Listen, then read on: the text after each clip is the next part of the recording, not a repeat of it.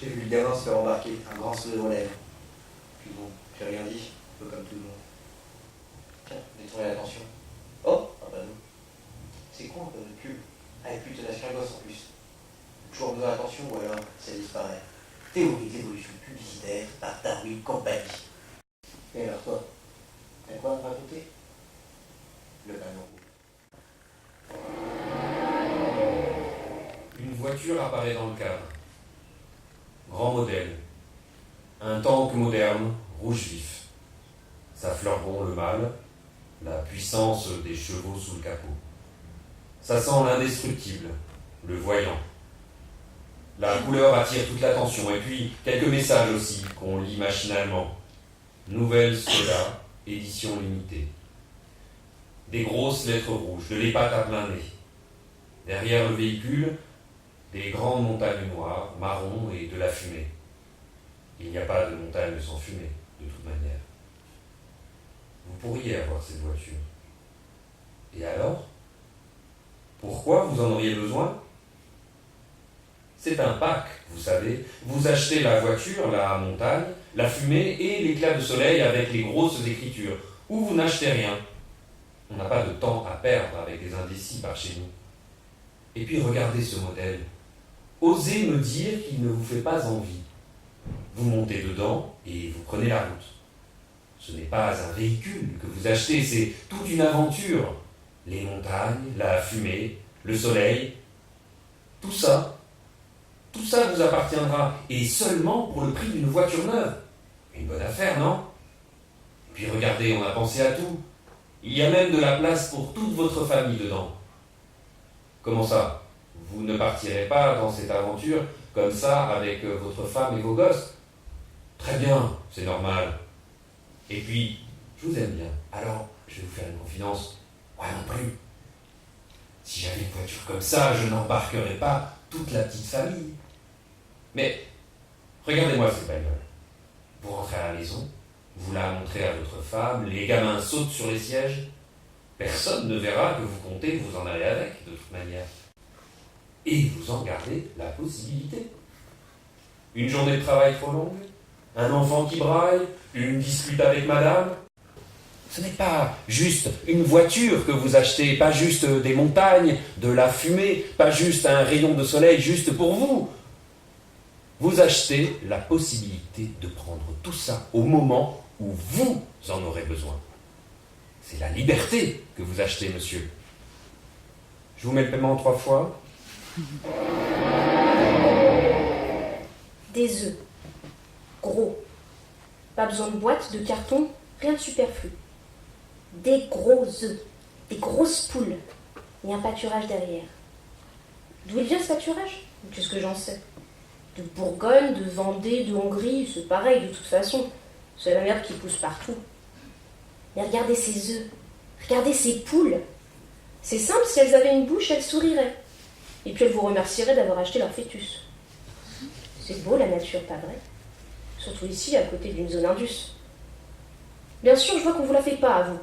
Vous êtes au courant pour les poussins broyés à la naissance, pour le gavage, pour le soleil qu'elles ne verront jamais de leur vie. Mais chez nous, pas de ça, hein. Chez nous, les poules ont des droits, monsieur. Élevées en plein air, un petit tour dehors tous les jours, et puis on les soigne. Regardez-moi cette vivacité dans le plumage. Autant de couleurs, c'est signe de bonne santé. Non? Elles sont nourries, logées, et contre quoi? Qu'est-ce que ça vaut une poignée d'œufs contre une ville loin des dangers de la nature? Prenez-en une boîte de 30, ça vous fera de la réserve. Et puis pensez à elles. Nous, on s'en occupe bien de nos poules. C'est simple, si elles avaient une bouche, elles vous remercieraient d'acheter leurs œufs. Pas ceux de la concurrence, hein. Elles savent la chance qu'elles ont d'avoir été élevées chez nous. Ils sont pas nombreux, ceux qui les traitent aussi bien.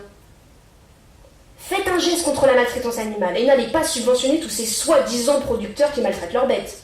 Acheter nos œufs, c'est déjà s'engager, monsieur. Le tableau continue de s'enrouler. Pas le temps de se dire qu'on est plus intelligent que ça.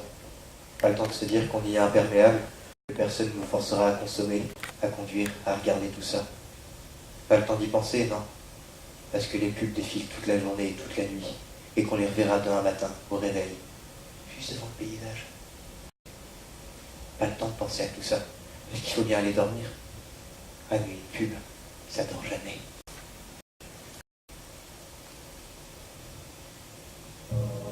Nous sommes nés ici, à même le béton.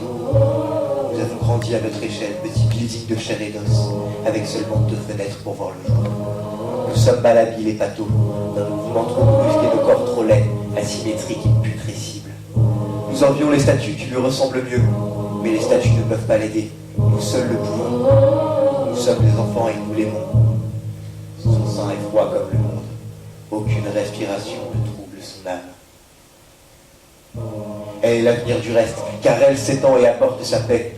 Ces rivières d'asphalte coulent toujours plus savant dans les plaines, abreuvant ces forêts d'innombrables immeubles. Nous courons sur ces trottoirs, enfants bénis de ville, et nous lui sourions. Un jour il n'y aura plus qu'elle et nous, tant qu'elle le voudra. Nous sommes ton sang, nous sommes ta sève. Nous te nourrissons comme tu nous nourris. Nous piétinons ta peau et nous rêvons ton rêve. Et nous te construisons comme tu nous construis. Au commencement fut posé sur la terre un carré blanc de pierre dure, un point zéro d'infini possible, un condensé de conscience urbaine, un vrai pavé dans une barre cosmique. Sans raison, le début de quelque chose. Sans créateur, sans volonté, sans urbaniste céleste ou terrestre, sans que l'on sache comment. Sur ce zéro naquit le premier enfant. Et elle offrit sa force, apporta d'autres pavés, fit une place. D'autres naquirent et vivent par là. Elle nous a appris à construire les tours où nous dormons, les rues où nous allons, les places où nous crions. Elle nous a appris à poser des fondations dans la terre pour que son assise soit solide. Elle nous a appris la douceur du verre et du métal. Elle offrit à nos chairs vulnérables l'abri de ses armures et à nos cœurs brûlants la croix de son amour. Nous vivons pour que ville croisse et apaise les plaines. Nous sommes ses enfants et nous l'aimons. Un jour, elle sera tout. Elle se rejoindra après avoir fait le tour de la question. La terre sera grise comme une autre lune, noire comme une autre nuit, blanche comme une autre nuit, et ville pourra dormir. Nous veillerons ses rêves. Mais j'ai vu ce matin, dans une faille du bitume, une herbe folle.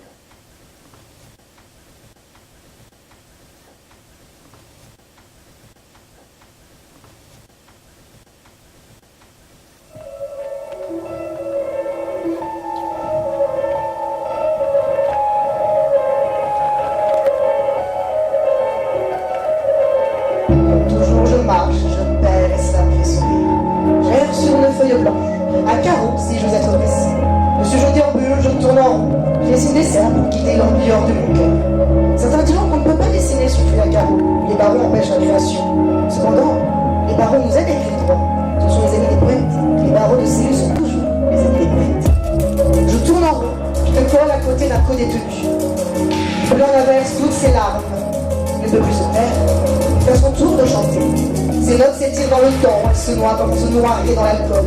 Elle coule tout doucement, elle coule profondément. C'est l'heure de l'horreur. Seule nos glaces du victime aimée, elle qui le regrette, elle qui l'a peint tant de fois, elle qui veut rejoindre mais ne peut pas. Le corbeau veut voler au paradis avec l'hirondelle, mais le on l'a mise en cage. Comment mourir quand on a meurtri? Le hasard continue de me soutenir. Il l'aime peindre, ça tombe bien. Il se trouve que mon papier de craie n'a pas été pris par les policiers. Je lui montre, il sourit, me remercie, puis dessine. En à peine quelques heures, une ville se construit. Une ville rouge, un volcan d'urbanisme. Ces coulées de craie envahissent bientôt toute la blancheur de la feuille à barreaux. C'est beau. Un peu de couleur dans une cellule. Croyez-moi. Ça fait toujours du bien. Rapidement, une femme le rejoint dans un duo. Elle prend une de mes craies et écrit sur le mur. Grâce à elle, la ville n'est plus silencieuse. Le peuple se met à parler, exprime ses rêves de liberté, son dégoût de la politique actuelle, son dégoût du climat de peur véhiculé par les informations, notre haine envers cette société trop aseptisée. C'est là que le camé quitte sa réalité alternative pour la nôtre. Le duo artistique a dû attirer son attention. Il marche difficilement vers nous avant de se coller au mur. Il observe et il détecte quelque chose. D'un geste vite, il me vole une craie qui se met à dessiner des traits partout. À première vue, cela ressemble à des barreaux de prison. Il ne veut pas mettre la vie au cage. Oh que non!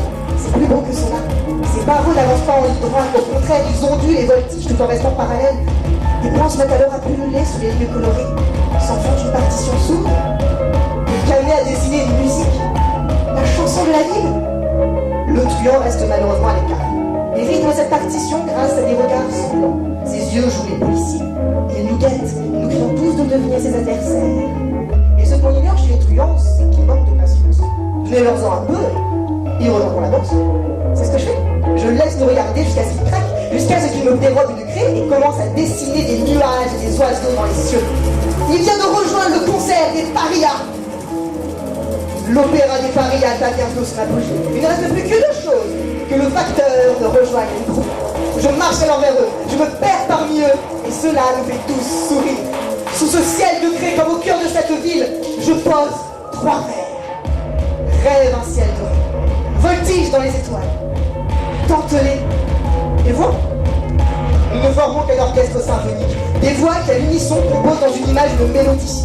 Nous aspirons tous à la liberté, nous aspirons tous à décorer les barreaux de notre société. Nous nous révoltons tous contre le plan de ce monde. Et comme toujours, que ce soit dans la rue ou dans ce trou, je marche parmi les gens. Mes poèmes se perdent dans leurs mains. Et cela les fera toujours sourire. Car je suis un messager de l'aléatoire, un facteur holistique.